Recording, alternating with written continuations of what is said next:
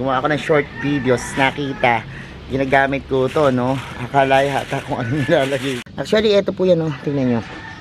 Pag nailagay na sila, parang ang gandang tingnan. Kasi, so, pakita ko sa inyo itong aking mga gym, no, na nilagyan ko ng aqua soil, ano. And ano nga ba nakukuha dun sa mga aqua soil, ano? Itong mga nutrients na. Hello everyone, this is Hermes Unao, Mini Dino Park and Eco Garden, and welcome back sa ating YouTube channel. And for today's video, ayan, masaya tayo kasi yan, napahawan ko na tong ating lugar kasi nung last time, ang dilim-dilim dito sa may snake plants natin, hindi nakakapasok yung enough na sunlight para matuyo yung mga soil nila, no. Ang nangyayari, nagkakaroon ng fungus, nagdidilaw yung mga dahon, nagkakaroon ng spot, no. And ano nga ba gagawin natin sa video na to? Meron lang kasing nagtanong sa akin kung ano yung nilalagay ko. Kung napanood nyo yung shorts ko, merong mga nilalagay tayo, no. At kapag yan merong nagtatanong, syempre sinasagot natin dito sa ating channel, ano. Ito kasi nakita nila, akala nila siguro kape yung nilalagay ko kasi pinaglagyan ko to ng ito, ano nasa loob niyan, ano. Ayan, may idea na ba kayo sa mga naglalagay nito sa inyong mga halaman? Ano nga ba to, no? At malalaman nyo yan sa ating pagbalik. Kaya ready na kayo mga ka-MDP? Tutok lang po.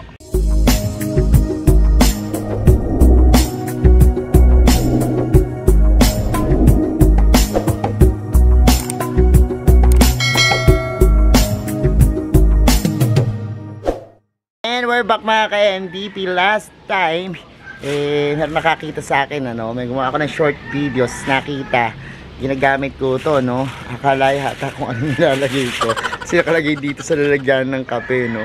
And ayan, ngayon nga papakita ko yan, ano, kung ano to, no. Ito po yung tinatawag nilang aqua soil, ano. Tara tingnan natin yung ating mga halaman na nilagyan nito, tapos yan, pag-usapan natin yung about sa aqua soil.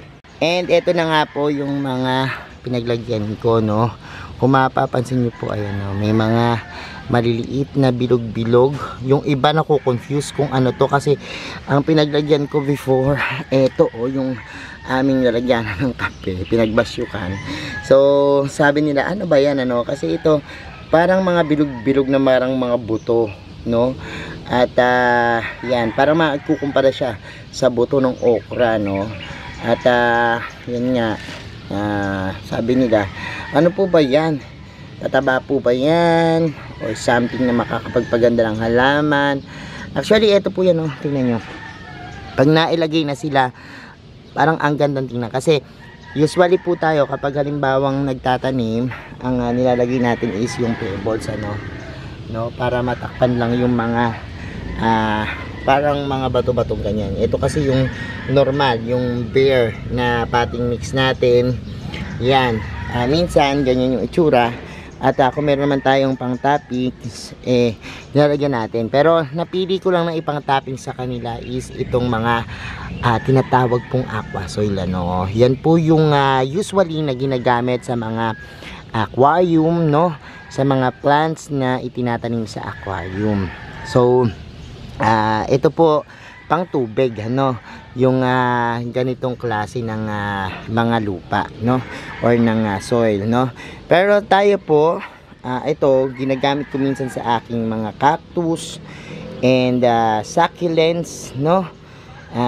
Pang toppings lang naman po, pang ibabaw, ano, dun sa potting mix natin. Sabi nila, marami kasing nagsasabi na maganda ito, no. Pero ako kasi alam nyo naman tayo, gaya-gaya tayo minsan, ano.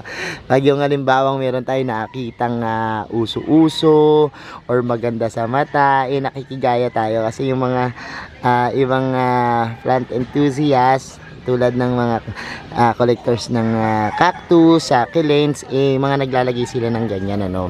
And syempre hinanap ko naman yan kasi nagandahan lang ako, no, kasi yung dark na kulay niya, tapos bumabagay dun sa mga kung ano ilalagay mong makulay na halaman, ano. Minsan naman kasi kung may labarak o labarak na, no, yung ginagamit natin, pero this one kasi is mas pino. Pero sabi nila maraming benefits ang paggamit nito, no. Isa ka rin ba dun sa gumagamit ng mga ganitong klase toppings, ano, yung aqua soil na tinatawag. Kasi sa aquarium, yung mga waterscaping na tinatawag, yung pang-design nila, no, at ginagamit, ano, kasi mas maganda raw po yung tubo ng halaman.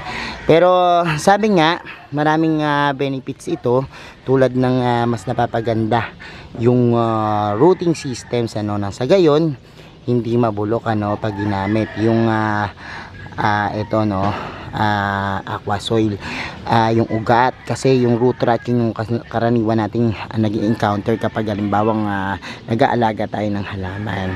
Isa pa, meron tong additional na nourish, no, nano-nourish yung plants, no, nourishment na tinatawag, ano, kapag halimbawang naglagay daw nito. And pero meron naman ibang nagsasabi na ito daw ay para sa pantubig lamang, no, hindi pwedeng pang lupa. Tayo naman, inilalagay lang naman natin yan sa tap, hindi naman natin puro yung ganyan yung ginagamit natin, kasi naapektuhan daw niya yung soil pH, ano, ng halaman. Pero mga cactus and succulents naman, kapag nilagay ko yan, okay naman, ano, wala naman nagiging problema dun sa aking mga halaman, ano.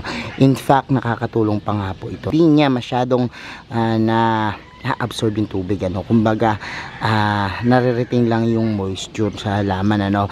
Tapos mas hindi nakaka-penetrate masyado yung tubig, no, na madami, no, tamang-tama lang. Nagagawa niya ring porous yung ating lupa, no, kapag halimbawang sumasama yan do sa top ng soil natin, ano.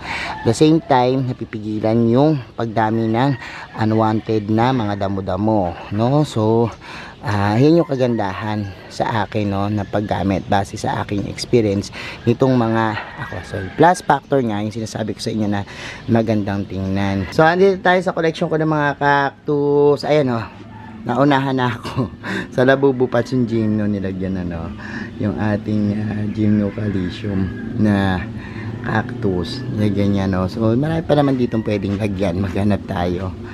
Ayan, ang daming mga magaganda. Oh, ito rin, no, yung crested nating cactus, nilagyan din, no. Ang ganda rin yan, no. And hanap pa tayo dito ng pwedeng lagyan. Ito siguro maganda, oh.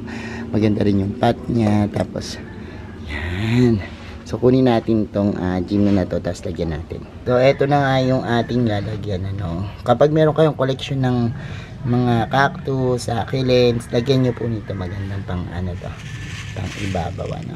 So yan natin siya. And yan, maganda rin kasi to, kasi parang mga bato-bato rin na nakakatagos yung mga tubig, ano.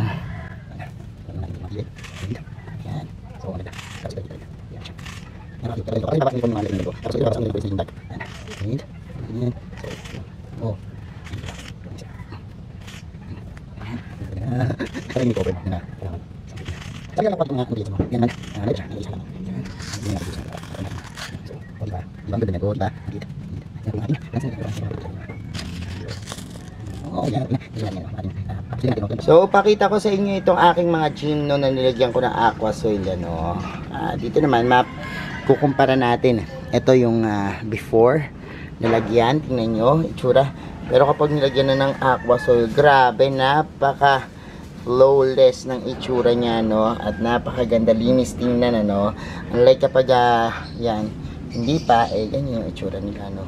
So maganda yung mga aqua soil na ipang display, ano, para mukhang malinis yung inyong mga alagang halaman. So eto na nga, ano, sprayan natin, ano.